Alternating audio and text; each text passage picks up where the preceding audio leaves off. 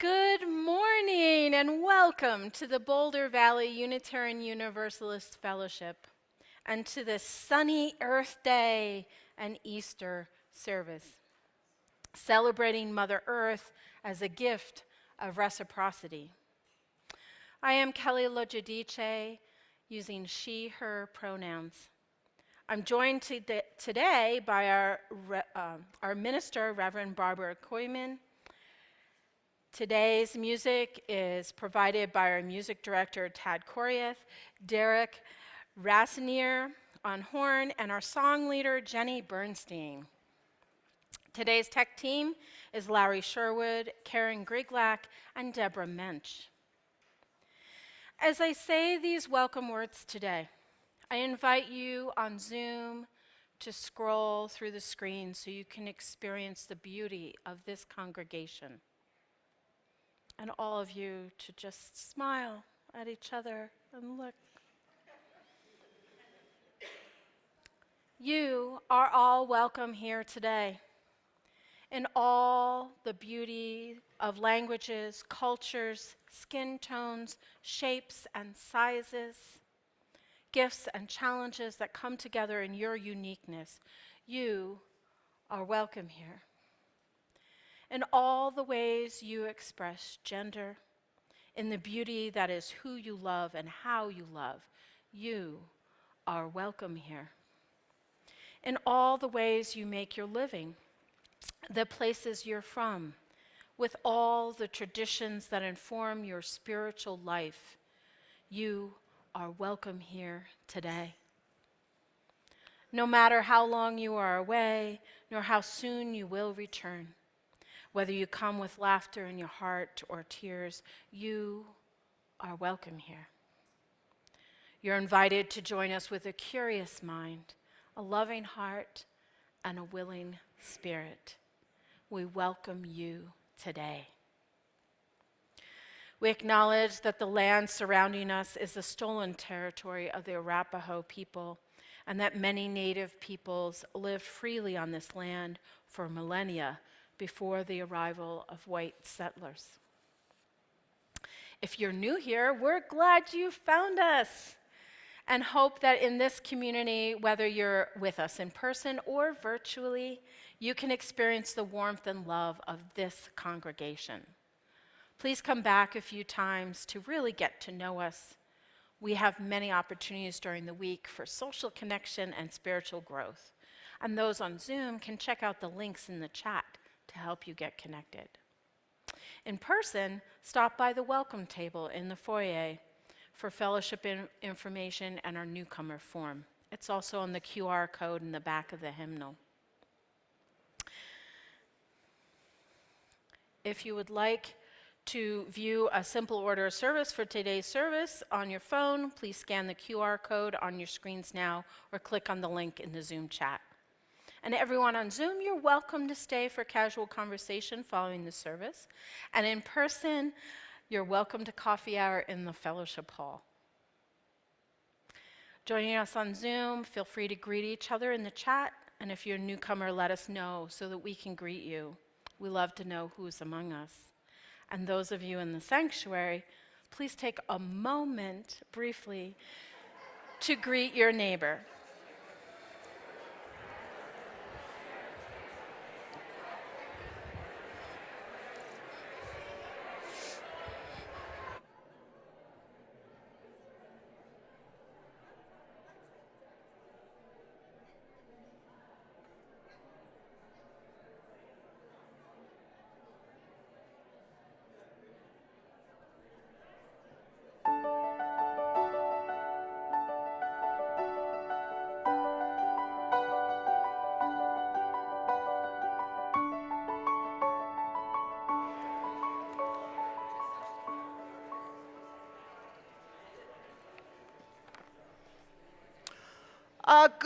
Good morning to everyone.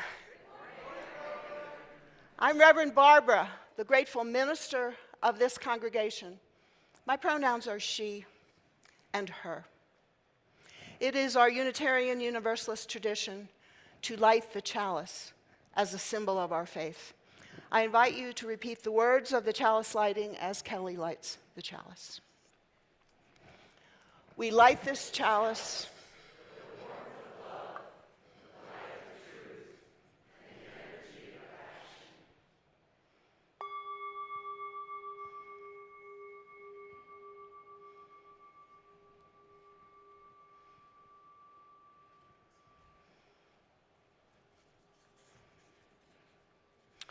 Welcome to this celebration today of Easter and Earth Day, and perhaps many other joys in your life.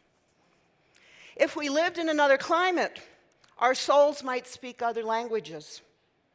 We might speak oasis or permafrost, dry season or monsoon, but our souls speak spring. Our souls speak green shoots pushing through last year's leaves. Our souls speak flower buds stretching to sun. Our souls speak mud puddles and nest building, damp earth and warm castings, tiny green leaves and frog choruses. We speak spring because spring sings in us. We gather to nurture our faith in our own growing, to honor our own courage to push through, our own blossoming in beauty, our own small part in the spring of this world. Come, my friends, let us worship together this morning and be glad. And we come together in singing now. Our opening hymn in the gray hymnals, if you wish, is number 61. The words will be on the screen and in the chat. Let us sing together about "Lo, the earth awakening again." Please rise in body or in spirit.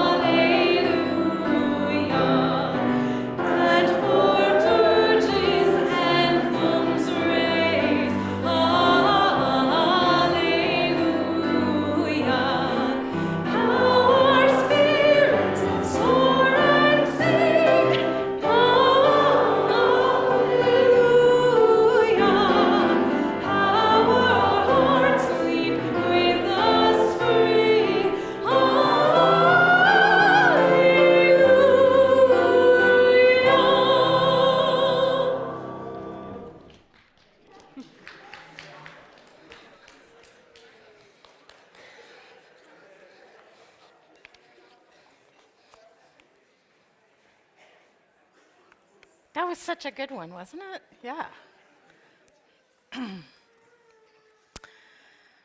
At our home in Rhode Island, we had a whole line of cedar trees 3 stories high. in the fall, they would be full of these blue berries. One day I was on our deck enjoying those cedar trees when a flock of migrating cedar waxwings flew in. Suddenly the air was filled with whistles and calls, and the cedars were adorned with yellow and tan and red. These beautiful birds gorged on the berries for a few short days and moved on. The berries were a gift to the cedar waxwings on their fall migration.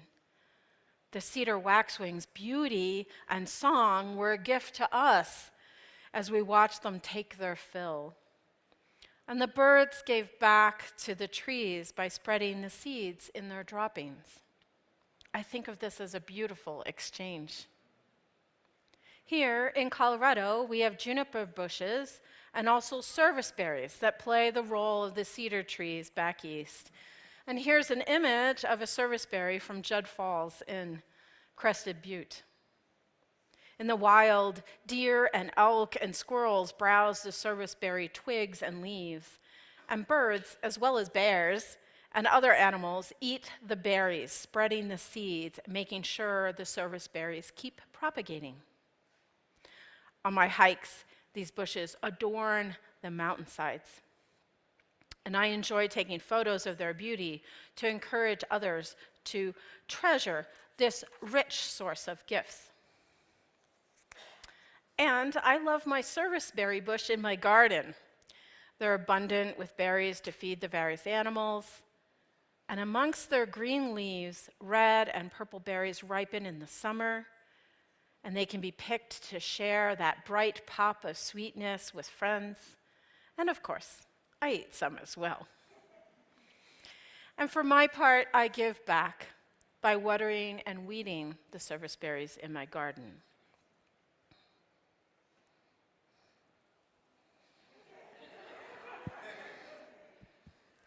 So let's talk about the bunny problem. It is Easter after all.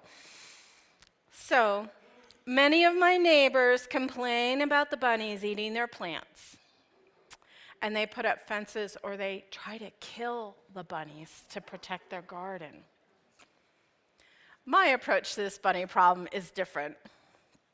Instead of seeing my garden as property to be protected, I am in relationship with the plants and the animals on the land. I see this abundance as a gift from Mother Earth to the animals and to me. First, I start with gratitude and appreciation for the bunnies. They share the land with me. They are part of this interdependent web of existence, and they need to eat to survive. So, I plant even more flowers and herbs and greenery. So there's just an overflowing abundance of plants to feed the bunnies and other critters. Now there's enough for all of us to enjoy. And I get to watch the baby bunnies grazing. Robin Wall Kimmerer says, "Knowing that you love the earth changes you, activates you to defend and protect and celebrate. But when you feel the earth loves you in return, that feeling transforms the relationship from a one-way street to a sacred bond." May we all feel that sacred bond with Mother Earth. Blessed be.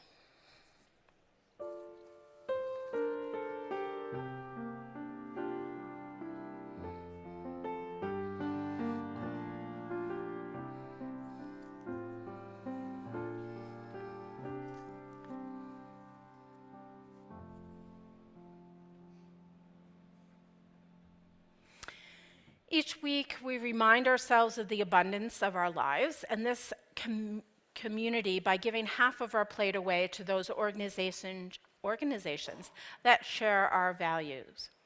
Today, the half plate is for Boulder County AIDS Project, BCAP, which provides support, advocacy, and education to those in our community who are living with or affected by HIV. They offer medical and bilingual case management, insurance assistance, financial support, pro bono psychotherapy services, legal referrals, and nutritional support through their on-site food pantry.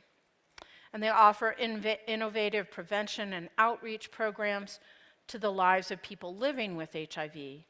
They minimize transmission and end the stigma. As is our tradition, there'll be a collection of canned goods for the BCAP pantry in the fellowship foyer. You can text your donation at the number on the screen, or if you're at the fellowship today, place a donation in the offering plate as it passes. Please give generously, as you so often do.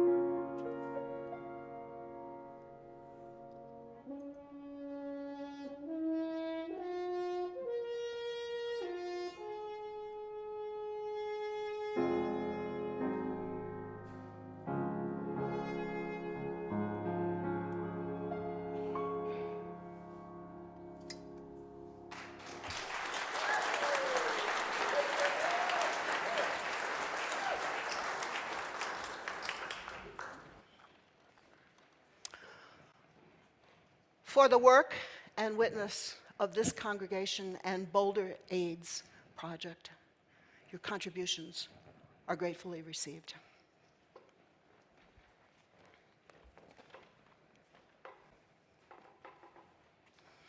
So once again, happy morning to everyone. I have a reading. When people think of Easter, they probably imagine many different stories. They may think of a bunny rabbit, or jelly beans, or in the old days, Easter bonnets. Remember Easter bonnets? Others would point to signs of life, springing forth out of the ordinary, the plain, the seemingly dead, butterflies, flowers, and the like. If we want to stick with an Easter bunny, we might get creative with our Easter story and have our bunnies deliver not eggs, but geodes. Stones that look like one thing, plain enough, but on closer inspection reveal entire and more glorious dimensions. In the midst of all these possible associations with Easter, often I think about the stone in front of the tomb, not to accept as truth bodily resurrection, but as a reminder to keep ourselves open to the reality and acceptance in life that all of us experience tombs and stones.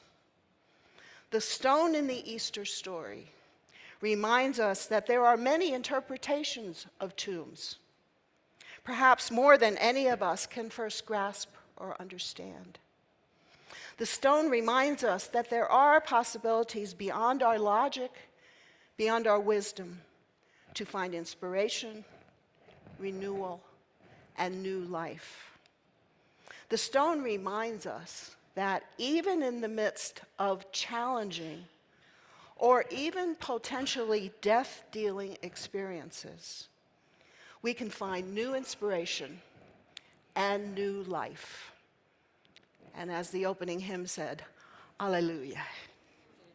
Words by Lisa Frischbeck, an Episcopal priest. In this springtime of year, we are experiencing many awakenings. As Earth emerges from the colder, darker winter, in the northern hemisphere, echoing our opening hymn, Mother Earth awakes again.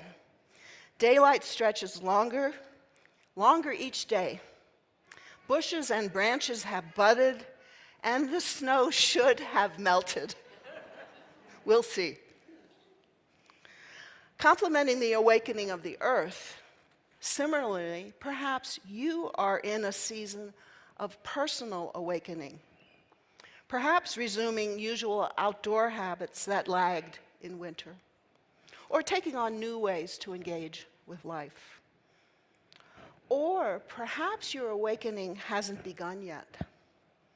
Perhaps you are searching for new, more effective renewal and emergence. Perhaps you have concerns about what's going on in this country. Exploring new possibilities for physical and spiritual nurturing are especially important self-care during these most chaotic times of political and social upheaval. One of my colleagues recently described this time as one of toxic productivity, a time when it is especially critical that we all stay awake, we all stay aware, we all stay open to collaborative, creative community building. Our theme for this service, as you heard from Kelly, is renewal and resurrection through the gift economy. You may already know about the gift economy, but perhaps our articulation of it here can provide you with yet another spiritual tool to fortify yourself against the many negative influences trying to disrupt and terminate the values we participants in liberal faith hold dear. The importance of renewal and reawakening is inherent in the human condition. Through time, humans have celebrated the reawakening of the earth by creating rituals, ceremonies, and holidays, such as Easter. For example, ancient Egyptians celebrated the return of the water to the Nile. Eskimos anticipated the first ray of sunlight after weeks of darkness. Ancient rites of spring even included human sacrifices, as the composer Igor Stravinsky and the choreographer Nijinsky depicted in a famous ballet, The Rite of Spring. So just as all these rituals have helped humans understand Earth's cycles, so too people around the world have created other stories, such as Easter bunnies, jelly beans, bodily resurrections, to express and live into the coming of new light and new life. There are so many sources of inspiration for human revival at this time of year.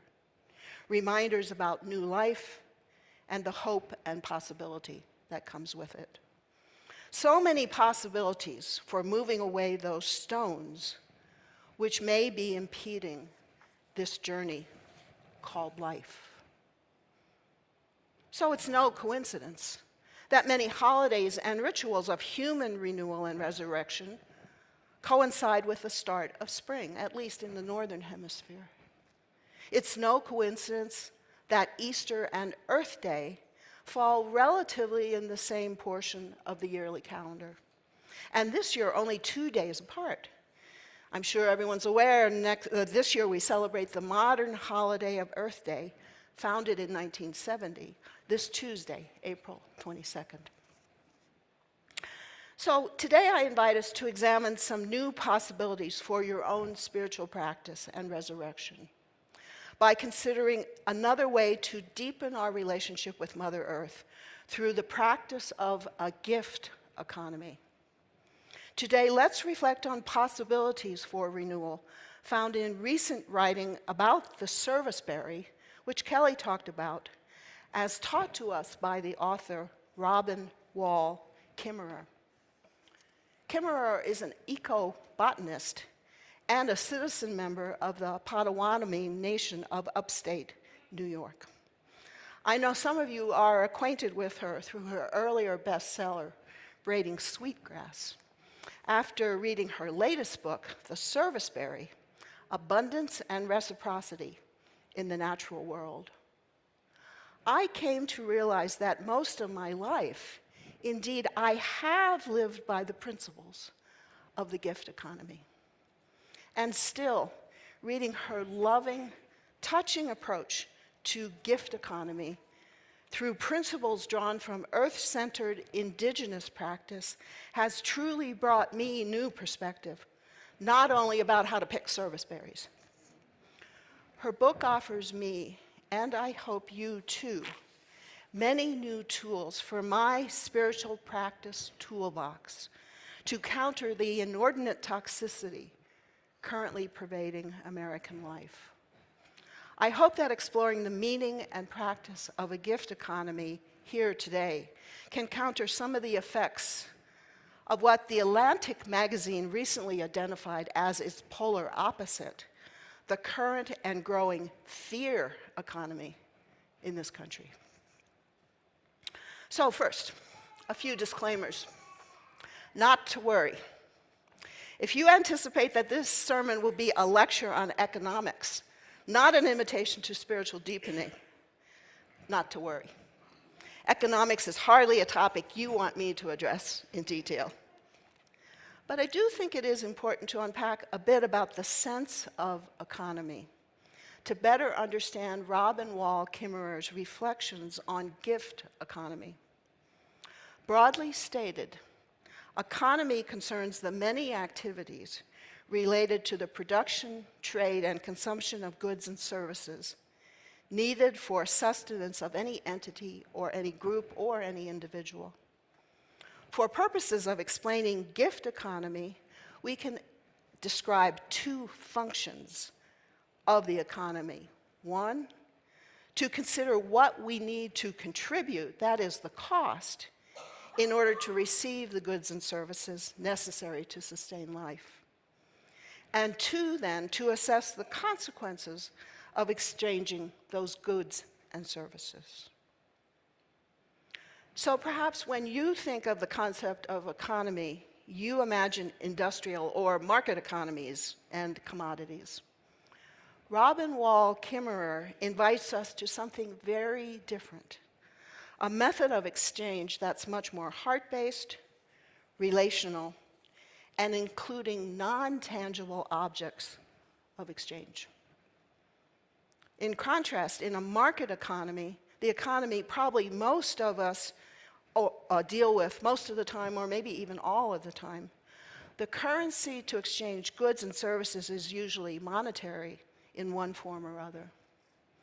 Consequently, once negotiated, goods and services fall into private ownership, and thus they are removed from a collective, ongoing circle of availability.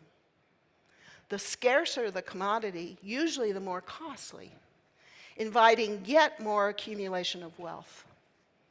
Often there seems to be no practical or moral constraint on consumption.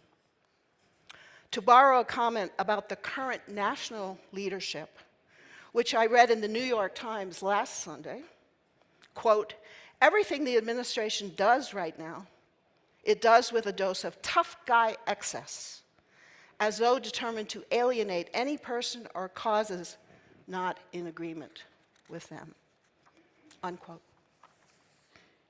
In contrast, in a gift economy, the currency to exchange goods is relationship, and the giving and receiving is much more freely negotiated.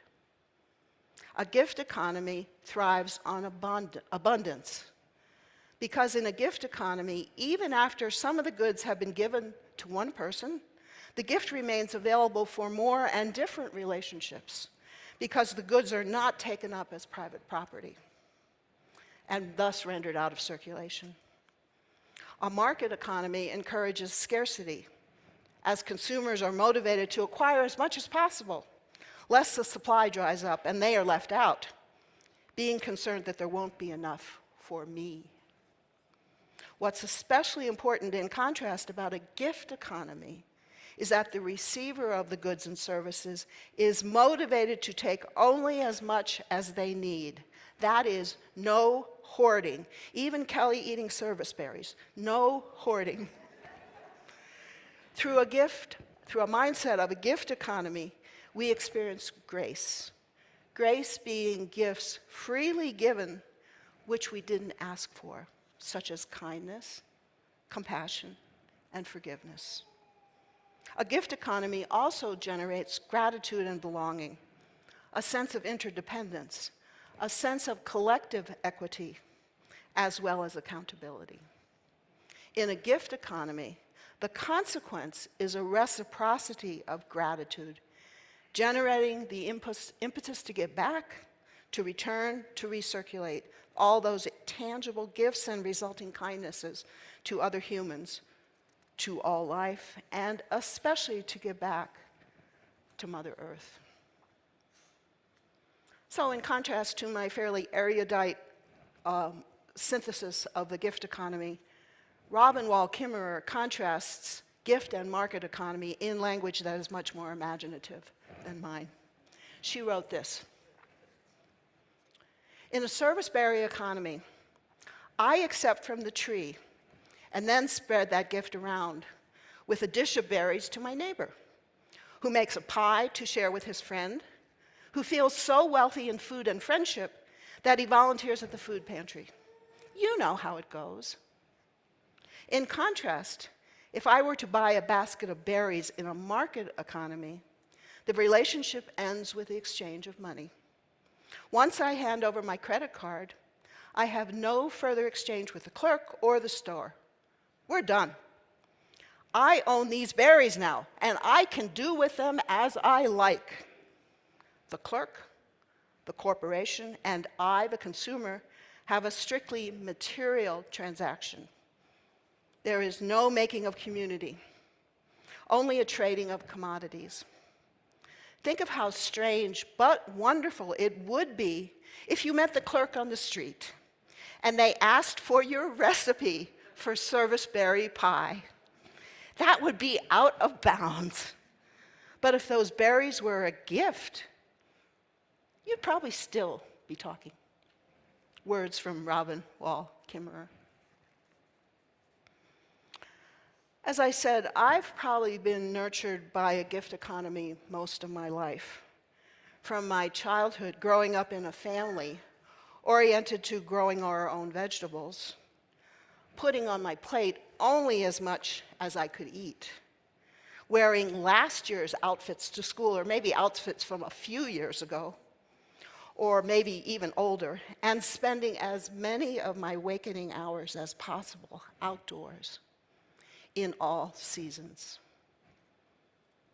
So I have a recent story regarding my own deep gratitude for how Mother Nature has given me the gift economy.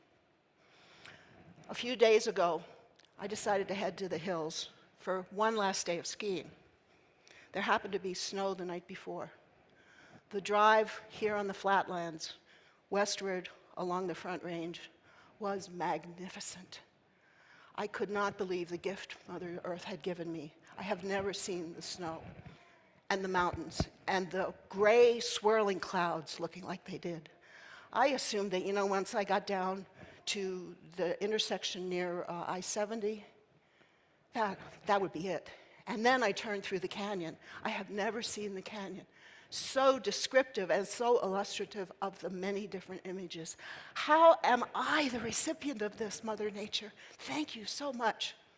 So I figured it was all over once I entered that parking lot known as I-70. And I traveled a little bit further. And suddenly, through the dark gray clouds, the blue sky emerged. The white clouds appeared behind. And the light shimmering on the mountains as I drove westward was just incredible.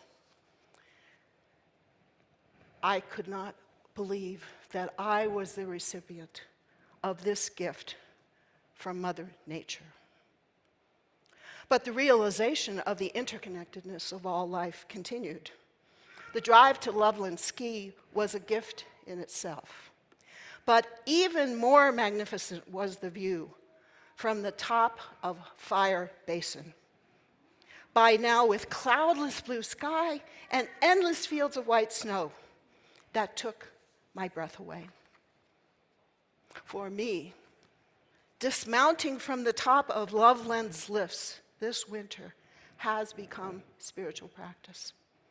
When I'm there, surrounded by this beauty, I know I'm never alone.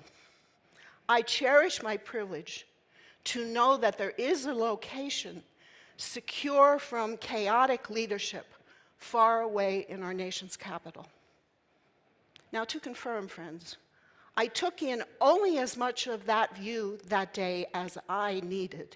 I assure you, there are plenty views left for any of you to see in person and on other imaging.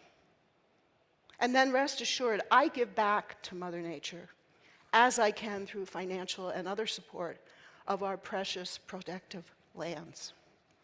For me, Mother Nature offers powerful connections to life, a wonderful, amazing reason to live in Colorado. Even if on any given day, we're not quite sure what season or seasons we are in. Thank you, Deborah, for the image. Can you see how shifting to the mindset of a gift economy could truly represent renewal and resurrection? For a person or an institution whose worth is defined by acquisition of wealth and tangible possessions.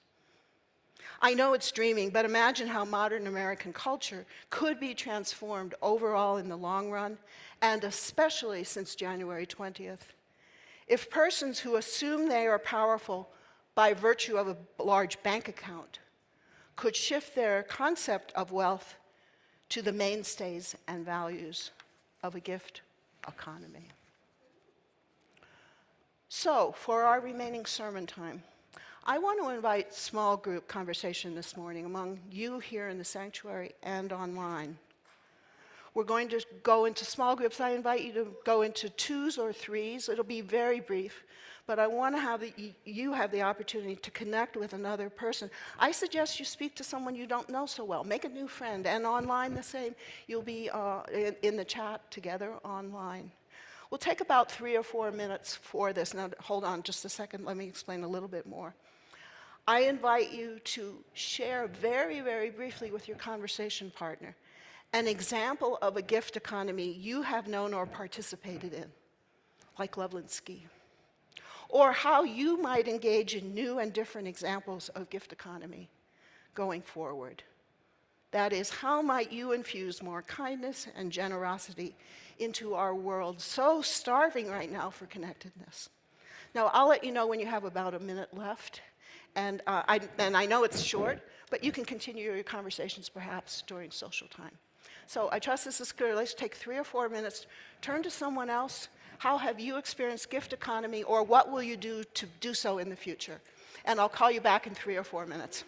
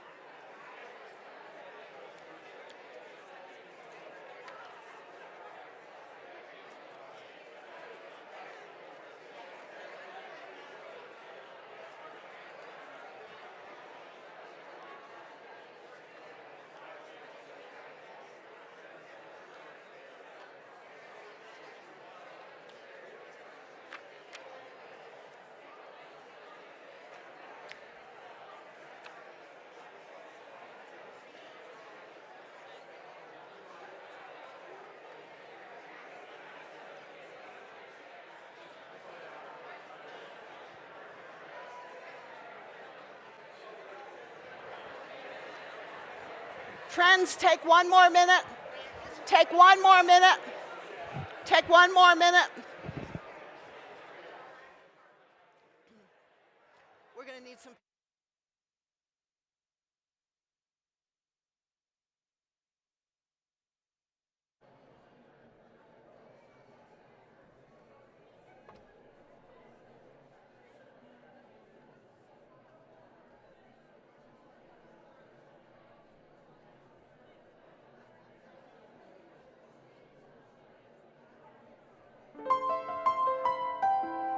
Friends, welcome back. Finish up your chat. Finish up your conversations. You are a lively bunch this morning. Finish up your conversations.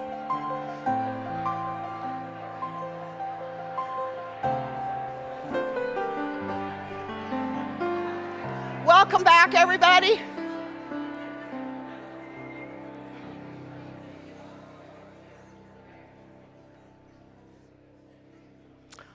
On this springtime holiday, as we recall many different stories about the awakening of Mother Earth and the resurrection of our spirits, may we trust in possibilities for transformation and renewal. May we have faith that through living principles of a gift economy, we will generate all the more light and life and kindness in our hurting world. May we celebrate transformation, gratitude, and belonging, which is possible here in this religious community and in all the other communities and networks of support of which we are a part. May all this be so.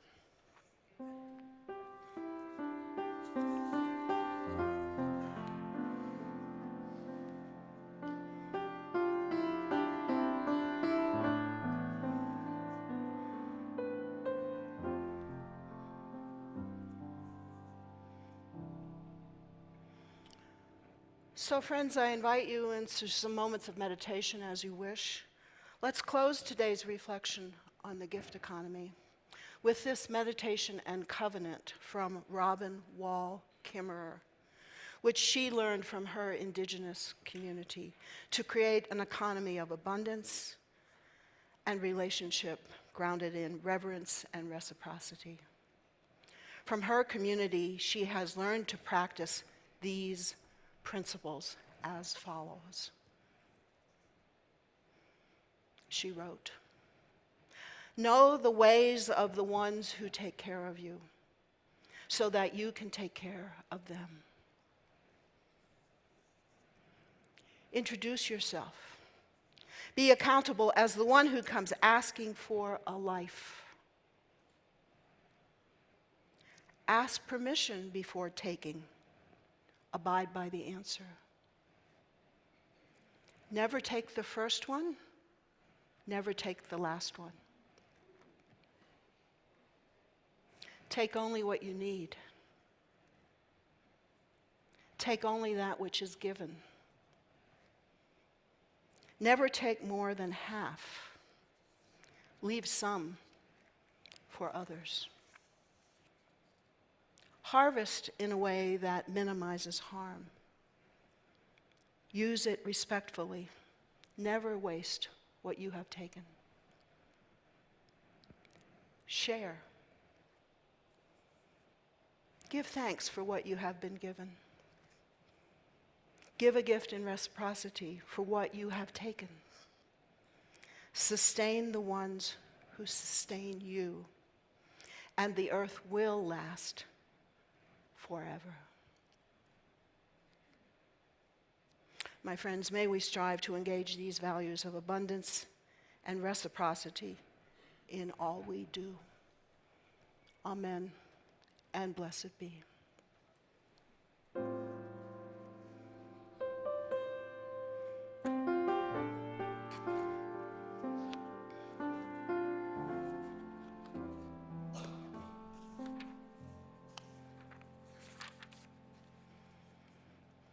Tad, could you just keep playing for a little bit more? I think we need it, right?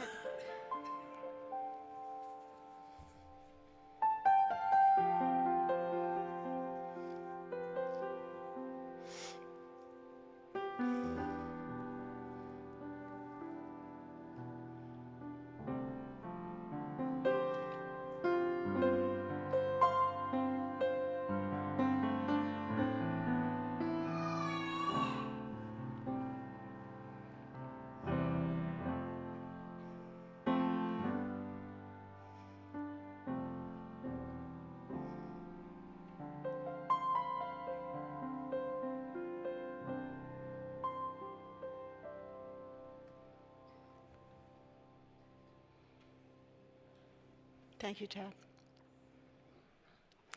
Friends, for our final coming together through music, we turn to what I understand is a new hymn for some of you. It's number 163 in the gray hymnal, For the Earth Forever Turning. Words will be on the screen as well. I invite you to rise in body or in spirit, and even though it may be new for some of you, sing as proudly and lustily as you can, honoring Mother Earth. I'm going to go ahead and play through the whole thing one time so you can get it in your ear. It sounds like this.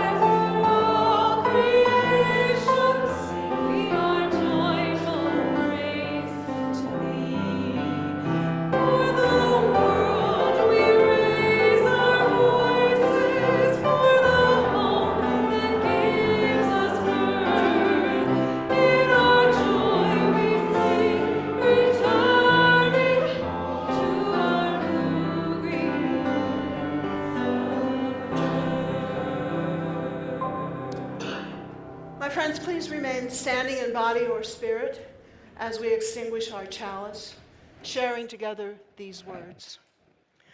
We extinguish this chalice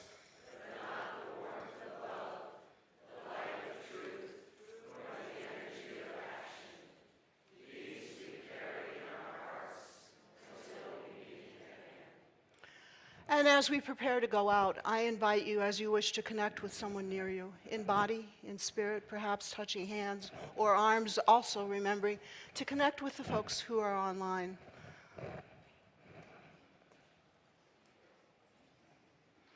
As we go out, let us remember Mother Earth. Out of the earth rises light, rises life, rises spring. May we join with the miracle that is springtime and enter into life with lightness and joy. Out of the Spirit rises faith, rises hope, rises love. May we join with the miracle that is Easter time and enter into life with hope and love. Let us resurrect with spring. Let us resurrect with the Spirit and enter into renewed life this Easter morning. My friends, when you leave here this morning, go in peace. When you return to this sacred space, return in love and in hope and in renewal. Amen. Shalom. Salam. Namaste. Blessed be. I invite you to resume your seats. We have a few announcements and then a wonderful postlude. So I invite you to stay through our music.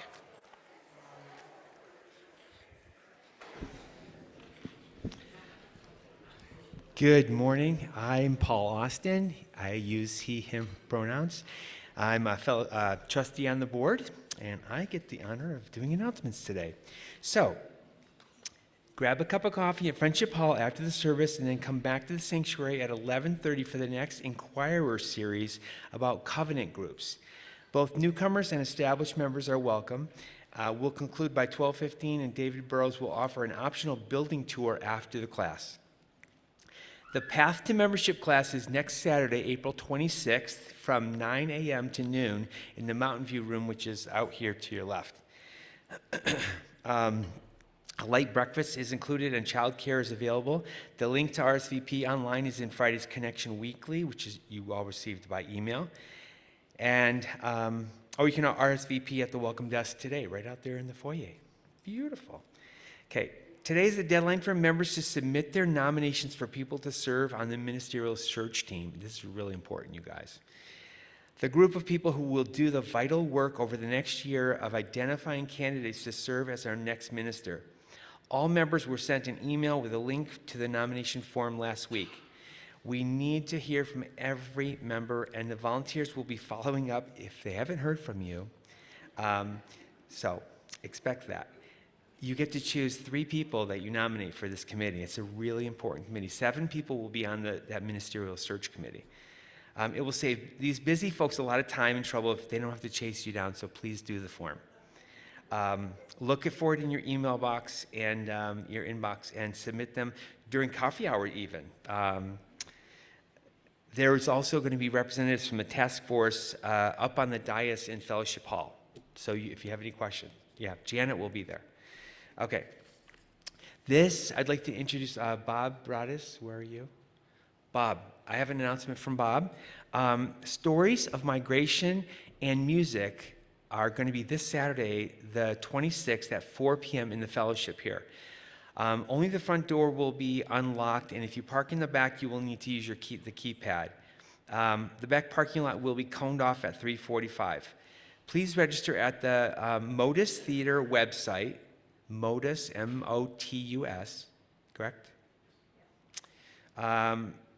Some on-site registration is possible, but discouraged. Please try to do it ahead of time.